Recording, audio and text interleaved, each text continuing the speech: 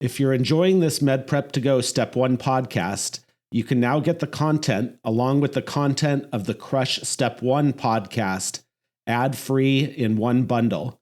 Just go to medprep2go.com and find our new subscription podcast called Med Prep to Go Step 1 Bundle.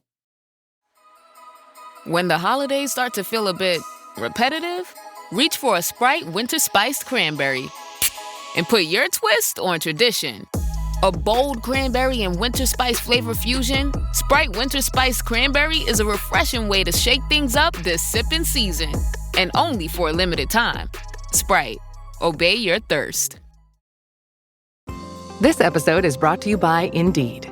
You're ready to move your business forward, but first you need to find the right team. Start your search with Indeed Sponsored Jobs. It can help you reach qualified candidates fast, ensuring your listing is the first one they see. According to Indeed data, sponsored jobs are 90% more likely to report a hire than non-sponsored jobs. See the results for yourself. Get a $75 sponsored job credit at Indeed.com/podcast. Terms and conditions apply. Every who down in Who Newville liked the holidays a ton, but where to get great prices on gifts they had no idea. None. They searched and they searched for great gifts under $25. Gifts for spouses and friends and even their toddlers. When suddenly one who shouted, Walmart has what you want, knowing they have Lego, Tree Hut, and low prices to flaunt. So they enjoy the holiday season as Who's often do. Cheering and shouting, Walmart has incredible gifts. Who knew? Find gifts they'll love under $25 at Walmart.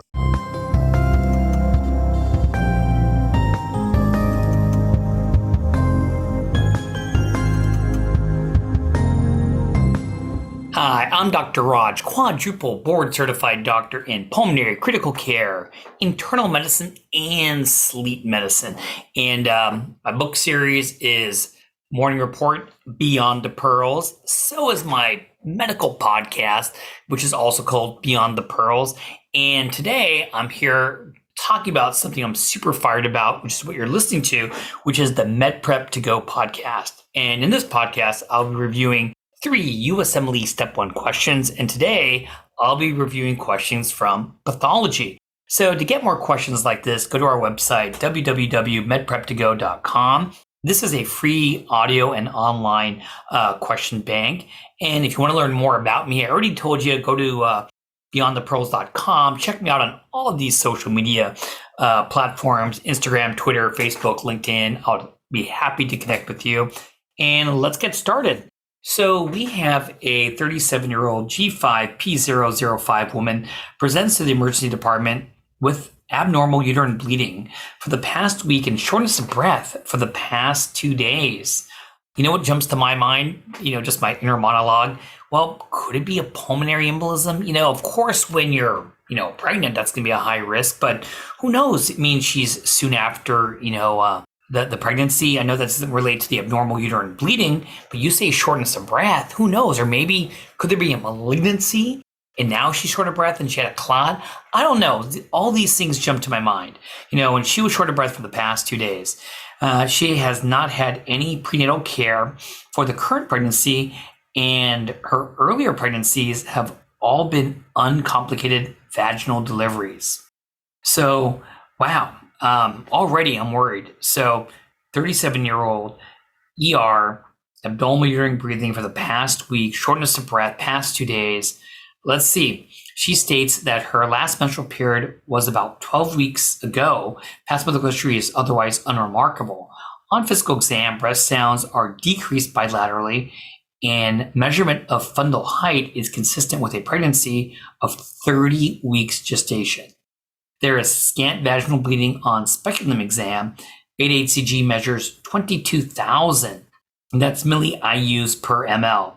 She is referred for further evaluation of choriocarcinoma. Which of the following is the most common site of metastases of choriocarcinoma? Well, I didn't see that coming. Well, the answers are A, heart, B, kidney, C, lungs, D, pancreas, and E, thyroid. So the right answer here is actually lungs, and I am the lung doctor. Gestational choriocarcinoma consists of a highly vascular, invasive, and anaplastic trophoblastic tissue made up of cytotrophoblast and syncytiotrophoblasts without villi.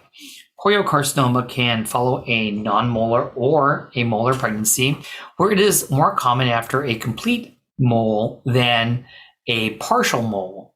Choriocarcinoma is the most aggressive histologic type of gestational trophoblastic neoplasia and is characterized by early vascular invasion and widespread metastasis.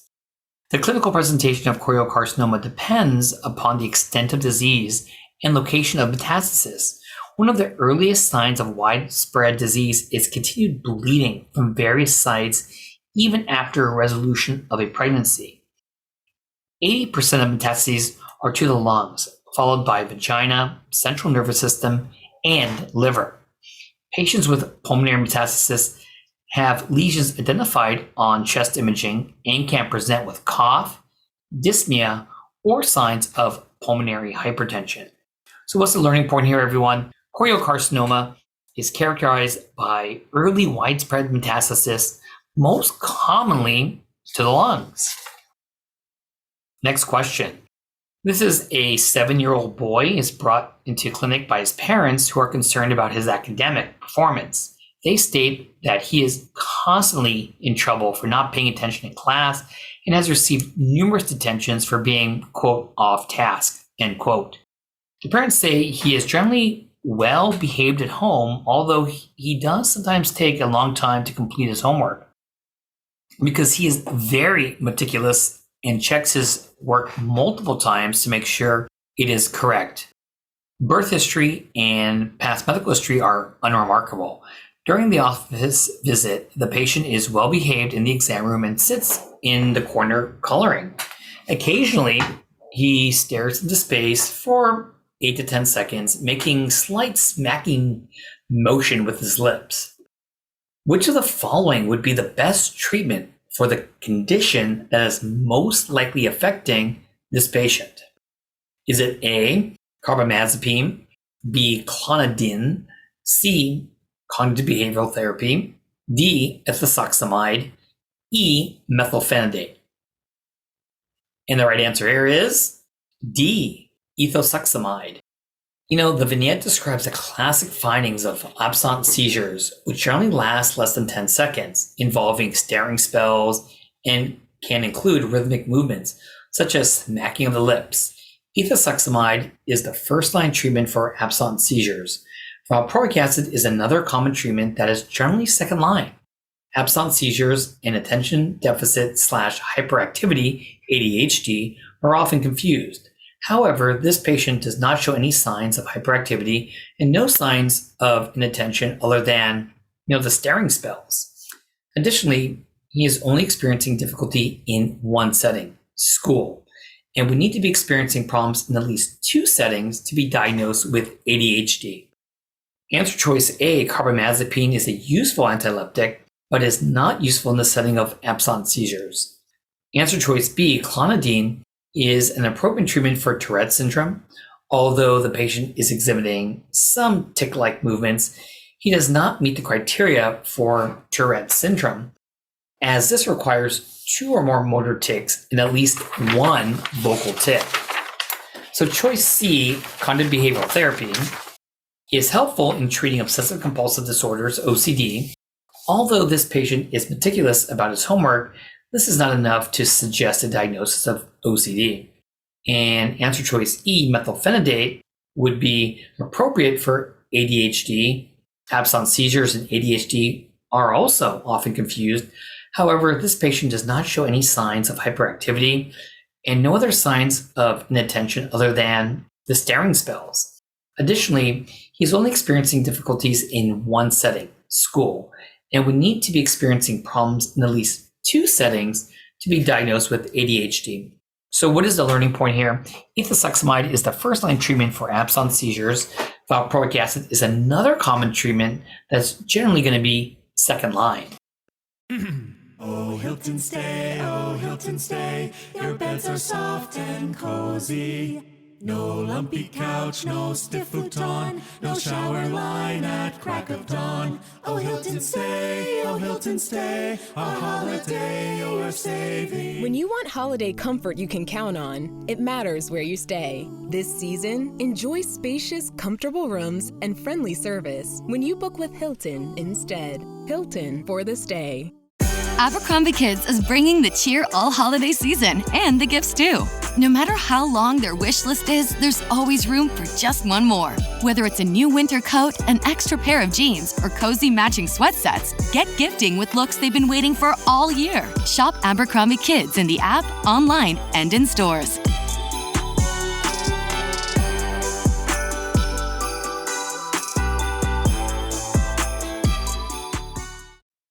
So let's do our last question together.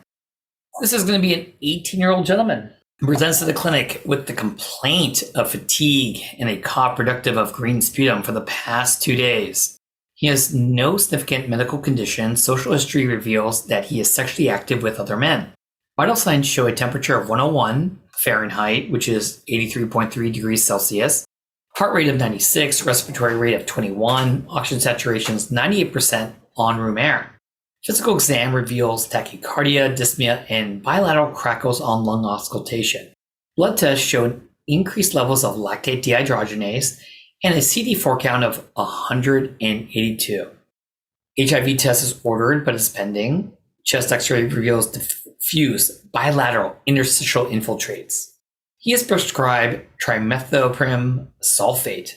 Which of the following is the most likely causative organism? So is it A, Haemophilus influenza, B, Pneumocystis jirovecii, C, Pseudomonas, D, Staph aureus, E, Strep pyogenes, group A strep? So when you look at these choices, common things are always common. If they had a choice of, strep pneumo, would I probably pick that one? Probably. You say HIV positive, CD4 count less than 200, of course. Tickling you to pick PCP pneumonia, now known as Pneumocystis jirovecii. H influenza, definitely common when we talk about people with COPD, community-acquired pneumonias. Staph aureus, maybe something of someone who was post maybe a viral infection of some kind. And group A strep, definitely, I think of strep throat. It can cause pneumonia, but would jump out at me. And when you say Pseudomonas, of course, when you think of green sputum, but I think of Pseudomonas and Staph aureus mainly with what? Nosocomial pneumonias, hospital-associated pneumonias, ventilator-associated pneumonias. So I think right here, with all things put together, the elevated lactate dehydrogenase, I don't know about you, but I'm going with choice B, Pneumocystis jirovecii. And you know what? That was the right answer. It's a fungus that can cause a lethal pneumonia in hosts with a debilitated immune system, meaning that we have seen PCP pneumonia occur in people with HIV and people who are just immunocompromised because they're on chemotherapy, high-dose steroids, The history and physical examination suggests pneumonia and a CD4 count less than 200 in a patient with HIV infection, is a diagnostic of a acquired immunodeficiency syndrome, AIDS. An elevated lactate dehydrogenase can be used as a clinical indicator of possible Pneumocystis jirovecii pneumonia in HIV-infected individuals, but has little utility in patients without HIV. And let me just say this, this is why it's so important when someone with HIV immunocompromised comes in and you have Pneumocystis jirovecii, that if you can, sure you can collect sputums, but this is really where we do bronchoscopy because common things are common. Is it going to be community-acquired pneumonia and strep pneumoniae? Is it going to be PCP? And by doing a bronchoscopy and a bronchoalveolar lavage, you really can help out that diagnosis with a high sensitivity and specificity. I do agree just getting some labs, lactate dehydrogenase is very nonspecific. Chest x-ray findings are nonspecific. It can be many things put together. Although all of the answer choices listed can cause pneumonia, the clinical findings outlined are most consistent with Pneumocystis jirovecii in this vignette. And of course, when we talk about trimethoprim sulfate, which goes by the brand name Bactrim, it is a treatment of choice when we talk about PCP pneumonia. And if they don't get the chance to mention it, I will say that in patients who are very hypoxic, we do add steroids to the Bactrim when we talk about PCP pneumonia. So learning point, pneumocystis jirovecii can cause pneumonia in immunocompromised individuals and those with HIV infection with a low CD4 count less than 200. Bactrim is the preferred treatment of choice for PCP pneumonia, and those with abnormalities in oxygen exchange at the time of presentation, as mentioned before, would benefit from corticosteroids as well. So those are our questions here, and I hope you enjoyed them. And please go check out www.medprep2go.com.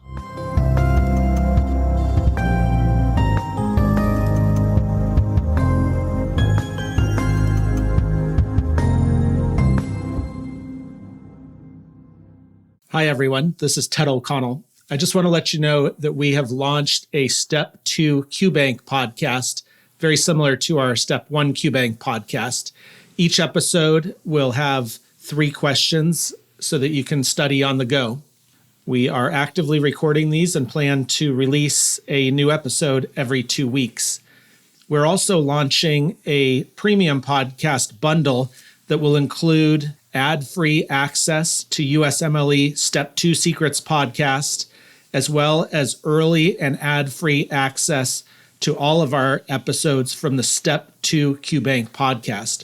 So please go over to our website at medprep2go.com and check these out, or you can access them wherever you get your podcasts. Thanks so much.